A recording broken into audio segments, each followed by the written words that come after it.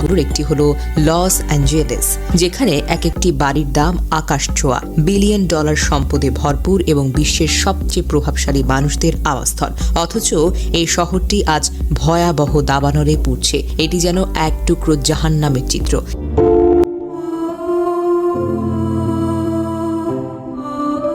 ক্যালিফোর্নিয়ার দাবানলে এখন পর্যন্ত 150 বিলিয়ন ডলারের বেশি সম্পদের ক্ষতি হয়েছে। হাজার হাজার একর জমি পুড়ে ছাই হয়ে গেছে। মানুষ নিরাপদ আশ্রয়ের জন্য ছুটছে। মিডিয়া এই ঘটনাকে বর্ণনা করছে এই যেন পৃথিবীর বুকে নেমে আসা এক জাহান্নাম।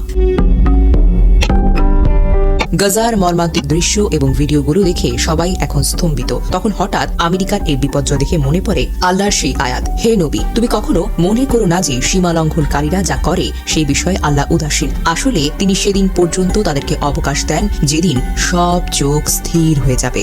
ভীত বিহব্বল চিত্রে আকাশের দিকে চেয়ে তারা ছুটোছুটি করবে। সূরা ইব্রাহিম আয়াত 14। গাজায় ধ্বংসাবশেষ ছবি ও ভিডিও দেখে যারা নির্বিকারভাবে থাকতো, আজ সেই ধ্বংস তাদের শহরে নেমে এসেছে। ফিলিস্তিনের গাজায় বছরের পর বছর বোমা হামলা, ধ্বংসযজ্ঞ, নিরীহ মানুষের প্রাণহানি ঘটেছে। শিশু, নারী, বৃদ্ধরা তাদের শেষ নিঃশ্বাস ত্যাগ করেছে। গাজায় মানুষেরা শুধু আল্লাহর উপর নির্ভর করত। তাদের বাড়ি ঘর ধ্বংস হয়ে গেলেও ধৈর্য ধরত। তারা জানতো জালিমদের প্রতিশোধ একদিন আসবেই আসবে।